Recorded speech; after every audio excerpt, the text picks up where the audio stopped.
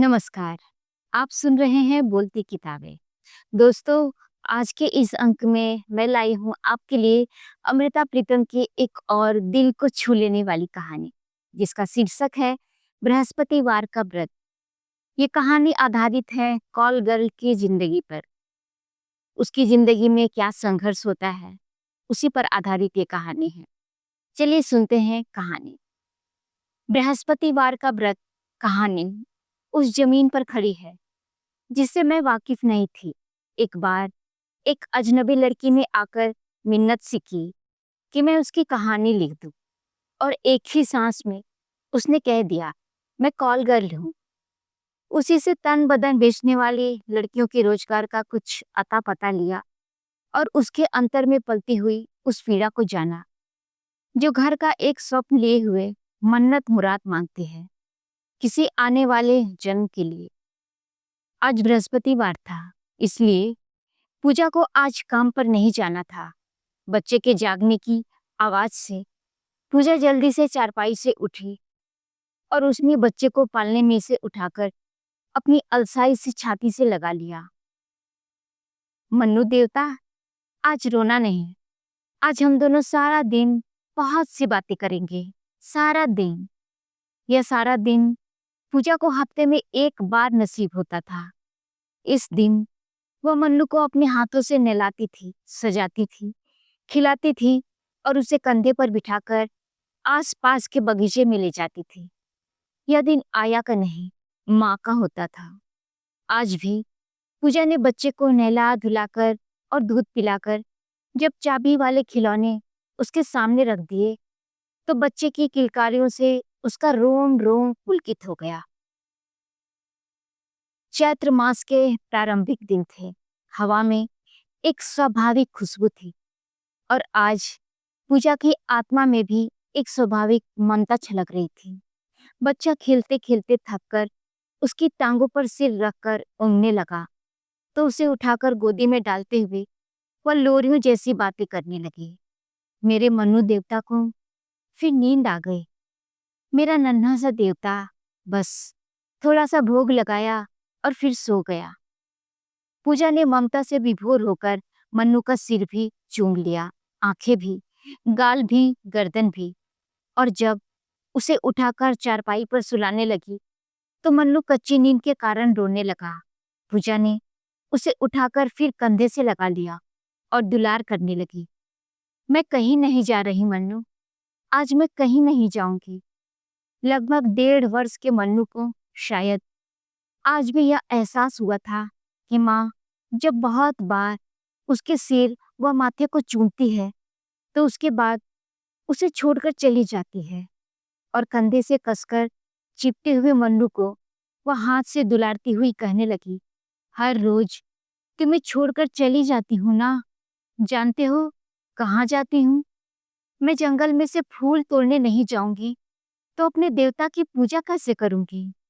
और पूजा के मस्तिष्क में बिजली के समान वह दिन कौंध आया जब एक गेस्ट हाउस की मालकिन मैडम डी ने उससे कहा था, मिसेज नाथ, यहाँ किसी लड़की का असली नाम किसी को नहीं बताया जाता, इसलिए तुम्हें भी जो नाम पसंद हो रख लो। और उस दिन उसके मुंह से निकला था, मेरा नाम पूजा होगा। लेकिन गेस्ट हाउस वाली मैडम डी हंस पड़ी थी। हाँ, पूजा ठीक है, पर किस मंदिर की पूजा? और उसने कहा था, पेट के मंदिर की।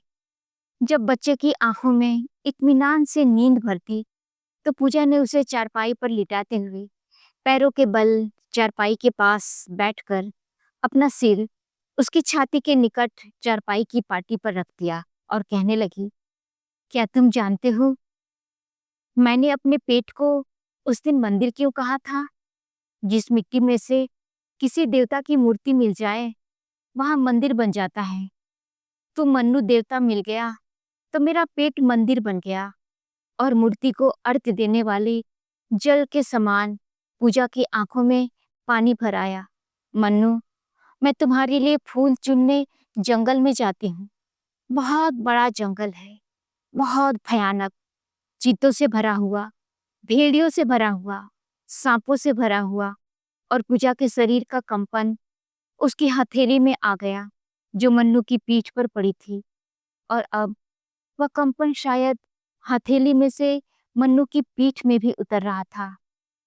उसने सोचा, मन्नू जब बड़ा हो जाएगा, जंगल का अर्थ जान लेगा, तो माँ से बहुत नफरत करेगा। तब शायद उसके अचेतन मन में से आज का दिन भी जागेगा और उसे बताएगा कि उसकी माँ किस तरह उसे जंगल की कहानी सुनाती थी। जंगल की चीतों की, जंगल के भेड़ियों की, जंगल के सांपों की। तब शायद उसे अपने माँ की कुछ पहचान होगी। पूजा ने राहत और बेचैनी का मिला-जुला सांस लिया। उसे अनुभव हुआ जैसे उसने अपने पुत्र के अवचेतन मन में दर्द के एक कण को अमानत की तरह रख दिया हो। पूजा ने उठकर अपने लिए एक चाय का ग्लास बनाया और कमरे में लौटते हुए कमरे की दीवारों को ऐसे देखने लगी जैसे उसके वह उसके बेटे के चारों ओर बनी हुई किसी की बहुत प्यारी बाहें हो, उसे उसके वर्तमान से भी छिपा कर बैठी हुई। पूजा ने एक नज़र उस कमरे के दरवाजे की तरफ देखा, जिसके बाहर उसका वर्तमान बड़ी दूर तक फैला हुआ था। शहर के कितने ही गेस्ट हाउस, एक्सपोर्ट के कितने ही कारखाने, एयरलाइंस के कितने ही दफ्तर और साधारण कितने ही कमरे थे, जिनमें उसके वर्तमान का एक-एक टुकड़ा पड़ा हुआ था। परंतु आज बृहस्पतिवार था, जिसने उसके वर्तमान के बीच में एक दरवाजा बंद कर दिया था।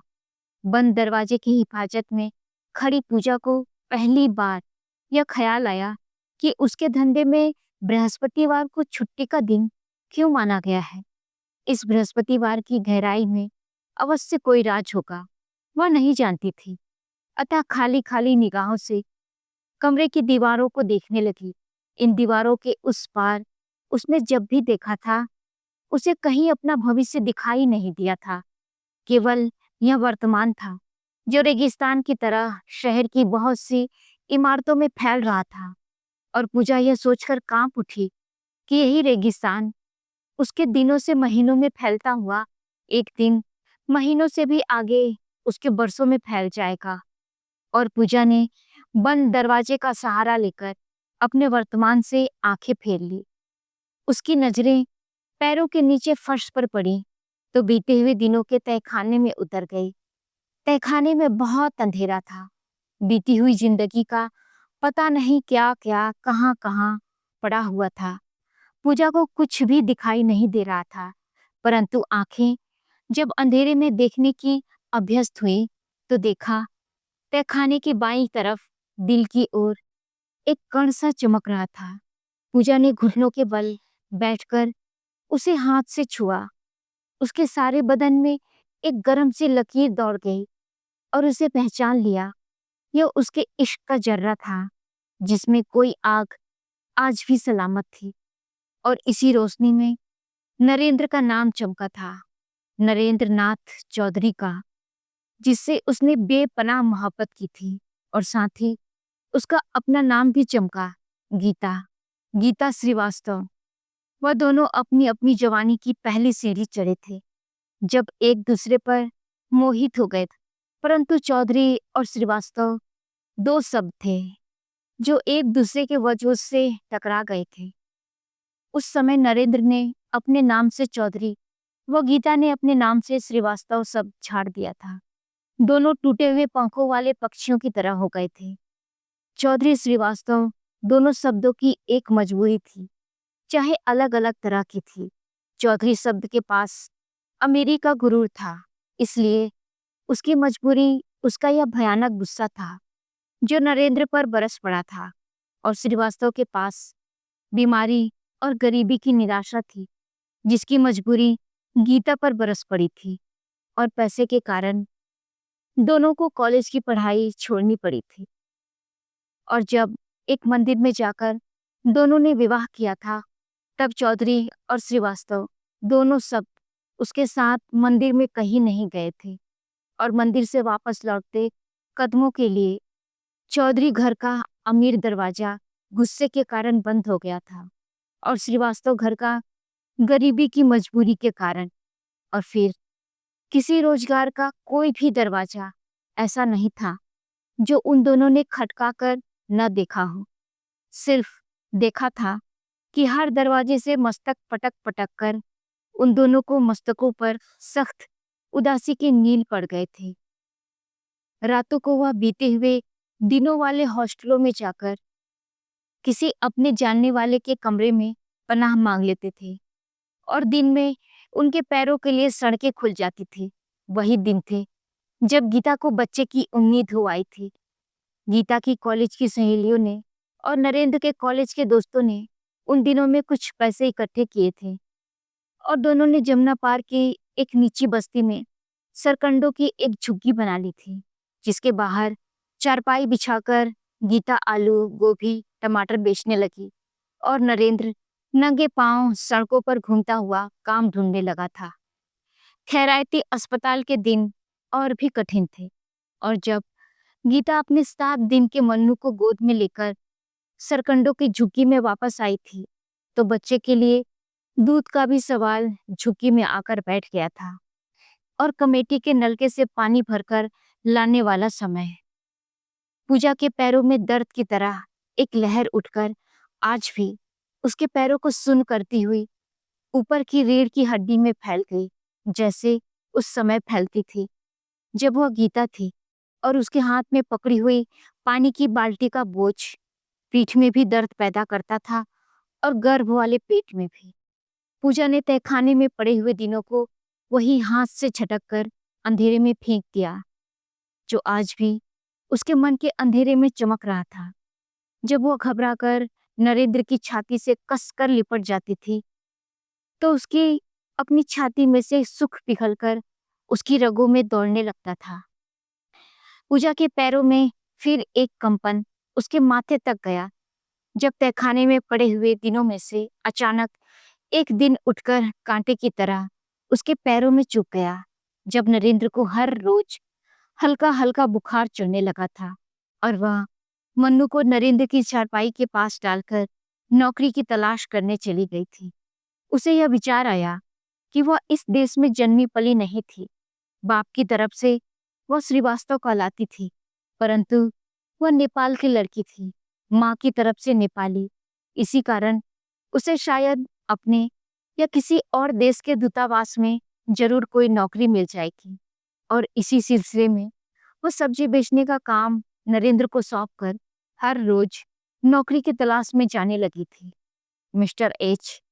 पूजा को यह नाम अचानक इस तरह याद आया जैसे वह जीवन के जलकर राख हुए कुछ दिनों को कुरेद रही हो और अचानक उसका हाथ उस राख में किसी गर्म अंगारे को छू गया हो। वह उसे एक दूतावास के रिसेप्शन रूम में मिला था। एक दिन कहने लगा, गीता देवी, मैं तुम्हें हर रोज यहाँ चक्कर लगाते देखता हूँ। तुम्हें नौकरी चाहिए? मैं तुम्हें नौकरी दिलवा देता हूँ। यह लो, तुम्हें पता लिख देता हूँ। अभी चली जाओ, आज ही नौकरी का प्रबंध हो जाएगा। और पूजा जब गीता होती थी, कागज का वह टुकड़ा पकड़कर अचानक मेहरबान हुई किस्मत पर हैरान खड़ी रह गई थी। वह पता एक गेस्ट हाउस की मालकिन मैडम डी का था, जहां पहुंचकर वह और भी हैरान रह गई थी, क्योंकि नौकरी देने वाली मैडम डी उसे ऐसे तपाक से मिली जैसे पुराने दिनों की कोई सहेली मिली हो। गीता को एक ठंडे कमरे में बिठाकर उसने गर्म चाय और भुने हुए कबाब खिलाए थे। नौकरी किस किस काम की होगी, कितने घंटे वह, कितने तनख्वाह जैसे सवाल उसके होठों पर जितनी बार आते रहे, मैडम डी उतनी बार मुस्कुरा देती थी। कितनी देर के बाद उसने केवल यह कहा था, क्या नाम बताया था? मिसेज गीता नाथ। परंतु इसमें कोई आपत्ति तो नहीं अगर मैं मिसेज नाथ की अपेक्षा तुम्हें मिस नाथ कहा करूं? गीता हैरान हुई पर हंस पड़ी। मेरे पति का नाम नरेंद्र नाथ है, इसी कारण अपने आप को मिसेज नाथ कहती हूँ। आप लोग मुझे मिस नाथ कहेंगे तो आज जाकर उन्हें बताऊंगी कि अब मैं उनकी पत्नी के साथ साथ उनकी बेटी हो गई हूँ। मैडम डी कुछ देर तक उसके मुंह की तरफ देखती रही, कुछ बोली नहीं और जब गीता ने पूछा, तनख्वाह कितनी होगी? तो उसने जवाब दिया था, 50 रुपए रोज। सच? कमरे के सोफे पर बैठी गीता जैसे खुशी से दोहरी होकर मैडम डी के पास घुटनों के बल बैठ गई थी। देखो, आज तुमने कोई अच्छे कपड़े पहने नहीं हैं। मैं तुम्हें अपनी एक साड़ी उधार देती हूँ। तुम साथ वाले बाथरूम में हाथ धोकर वह साड़ी पहन लो, मैडम डी ने कहा। और गीता मंत्रमुग्ध से उनके कहने पर जब कपड़े बदल कर आई तो मैडम डी ने 50 रुपए उसके सामने रख दिए। आज की तनख्वाह। इस परी कहानी जैसी नौकरी के जादू के प्रभाव से अभी गीता की आंखें मूंदी जैसी थीं कि मैडम डी उसका हाथ पकड़कर उसे ऊपर की छत के उस कमरे में छोड़ आई जहां परी कहानी का एक राक्षस उसकी प्रतीक्षा कर रहा था। कमरे के दरवाजे पर बार बार दस्तक सुनी तो पूजा ने इस तरह हाँफते हुए दरवाजा खोला जैसे वह तहखाने में से बहुत सी सीढ़ियां चढ़कर बाहर आई हो। रात की रानी दिन में सो रही थी। दरवाजे से अंदर आते हुए शबनम ने हंसते हंसते कहा और पूजा के बिखरे हुए बालों की तरफ देखते हुए कहने लगी, तेरी आंखों में तो अभी भी नींद भरी हुई है। रात के खसम ने क्या सारी रात जगाए रखा था? शबनम को बैठने के लिए कहते हुए पूजा ने ठंडी सांस ली। कभी कभी जब रात का खसम नहीं मिलता तो अपना दिल ही अपना खसम बन जाता है और वह कमबख्त रात को जगाए रखता है। शबनम हंस पड़ी और दीवान पर बैठते हुए कहने लगी, पूजा दीदी, दिल तो जाने कमबख्त होता है या नहीं। आज का दिन ही ऐसा होता है जो दिल को भी कमबख्त बना देता है। देख, मैंने भी तो आज पीले कपड़े पहने हुए हैं और मंदिर में आज पीले फूलों का प्रसाद चढ़ाकर आई। आज का दिन? क्या मतलब? पूजा ने शबनम के पास दीवान पर बैठते हुए पूछा। आज का दिन बृहस्पतिवार का। तुझे पता नहीं? सिर्फ इतना पता है कि आज के दिन छुट्टी होती है, पूजा ने कहा। तो शबनम हंसने लगी। देख ले, हमारे सरकारी दफ्तर में भी छुट्टी होती है। मैं सोच रही थी कि हमारे धंधे में इस बृहस्पतिवार को छुट्टी का दिन क्यों माना गया है। हमारे संस्कार शबनम के होंठ पर एक बल खाकर हंसने जैसे हो गए। वह कहने लगी, औरत चाहे वैश्या भी बन जाए परंतु उसके संस्कार नहीं मरते। यह दिन औरत के लिए पति का दिन होता है। पति वह पुत्र के नाम पर वह व्रत भी रखती है और पूजा भी करती है। 6 दिन धंधा करके भी वह पति और पुत्र के लिए दुआ मांगती है। पूजा की आंखों में पानी सा भर आया। सच? और वह धीरे से शबनम से कहने लगी, मैंने तो पति भी देखा है और पुत्र भी। तुमने तो कुछ भी नहीं देखा।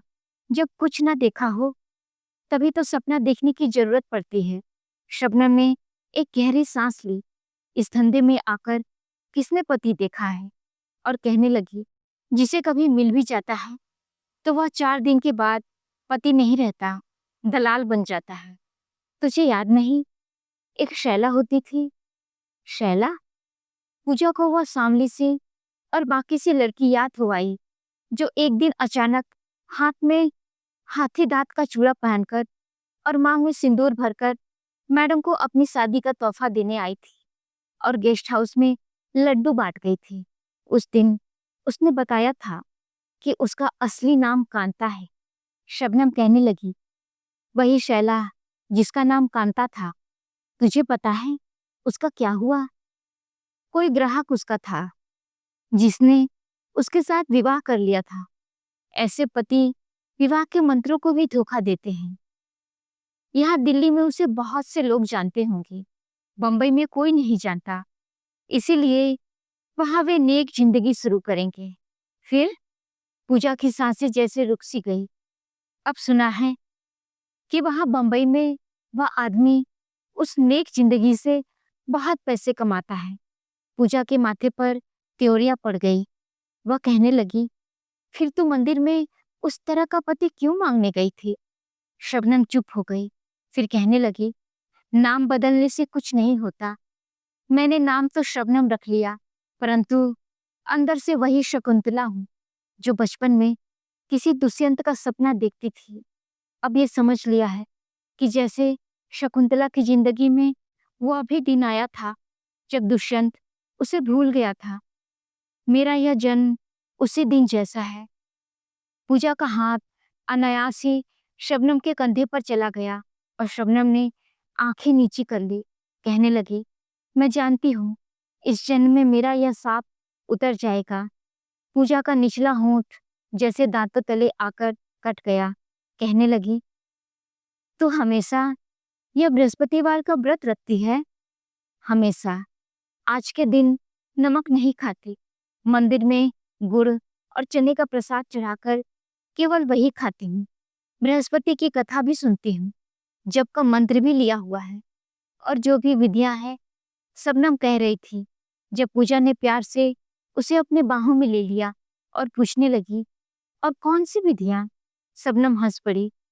यही कि आज के दिन कपड़े भी पीले रंग के होते हैं, उसी का दान देना और वही खाने का। मंत्र की माला जपने और वह भी सम में। इस माला के मोती 10, 12, 20 की गिनती में होते हैं, 11, 13 या 21 की गिनती में नहीं। यानी जो गिनती जोड़ी जोड़ी से पूरी आए, उसका कोई मन का अकेला न रह जाए। शबनम की आंखों में आंसू आने को थे कि वह जोर से हंस पड़ी। कहने लगी, इस जन्म में तो ये जिंदगी का मन का अकेला रह गया है, पर शायद अगले जन्म में इसकी जोड़ी का मन का इसे मिल जाए। और पूजा की ओर देखते हुए कहने लगी, जिस तरह दुष्यंत की अंगूठी दिखाकर शकुंतला ने उसे याद कराया था, उसी तरह शायद अगले जन्म में मैं इस व्रत की नियम की अंगूठी दिखाकर उसे याद करा दूंगी कि मैं शकुंतला हूँ। पूजा की आंखें डबडबा आई। आज से पहले उसने किसी के सामने ऐसे आंखें नहीं भरी थी। कहने लगी, तू जो शाप उतार रही है वह मैं चढ़ा रही हूँ। मैंने इस जन्म में पति भी पाया, पुत्र भी। पर सच, तेरे पति को कुछ नहीं मालूम? शबनम ने हैरानी से पूछा। बिल्कुल पता नहीं। जब मैंने यह कहा था कि मुझे दूतावास में काम मिल गया, तब बहुत डर गई थी कि जब उसने दूतावास का नाम पूछा था, उस समय एक बात सूझ गई। मैंने कहा कि मुझे एक जगह बैठने का काम नहीं मिला है। मुझे इस काम में कई कंपनियों में जाना पड़ता है। उनसे इश्तहार लाने होते हैं, जिनमें इतनी कमीशन मिल जाती है जो ऑफिस में बैठने से भी नहीं मिलती। पूजा ने बताया और कहने लगी, वो बहुत बीमार था, इसलिए हमेशा डॉक्टरों की दवाई की बातें होती रहती थी। फिर डॉक्टर ने उसको सोलन अस्पताल में भेज दिया, क्योंकि घर में रहने से बच्चों को बीमारी का खतरा रहता। इसलिए अभी तक शक का कोई मौका नहीं मिला उसको। शबनम ने कहा कि कई लड़कियों ने, जिन्होंने घर में बताया हुआ है कि वह किसी एक्सपोर्ट कंपनी में काम करती है, उनके घर वाले सब जानते हैं पर चुप रहते हैं। पूजा ने कहा, अगर नरेंद्र को पता चल जाए तो वह आत्महत्या कर लेगा। वह जी नहीं पाएगा। जब वो अस्पताल से वापस आएगा और किसी दिन उसको कुछ पता चल जाएगा। शबनम की बात सुनकर पूजा कहने लगी, कुछ पैसा इकट्ठा हो जाए तो 2 दिन रिक्शा किराए पर डाल दूंगी, पैसे आ जाएंगे। शबनम ने यह सुनकर कहा कि यह काम कोई आसान नहीं है। वह दिन बीत गए जब ये मजदूर अपने मालिकों को कुछ कमा कर देते थे। पूजा चिंता में डूब गई तो शबनम ने कहा, तुम्हें अगर यह धंधा छोड़ना भी है तो अभी इस साल सोचना मत। यह साल सीजन का साल है। शहर में ट्रेड फेयर लगने वाला है। जितनी कमाई इस साल होगी उतनी शायद सालों में भी नहीं हो सकती है। एक बार हाथ में पैसा इकट्ठा हो जाए। पूजा इस साल के पैसों की गिनती सी करने लगी। जब मन्नू के जगने की आवाज आई तो वह जल्दी से दीवान से उठते हुए शबनम से बोली, तू जाना मत, कुछ खा कर जाना। और साथ ही हंस पड़ी। तुम्हारे व्रत के खाने में नमक मना है ना, इसलिए किसी भी चीज में इस दुनिया का नमक नहीं डालूंगी।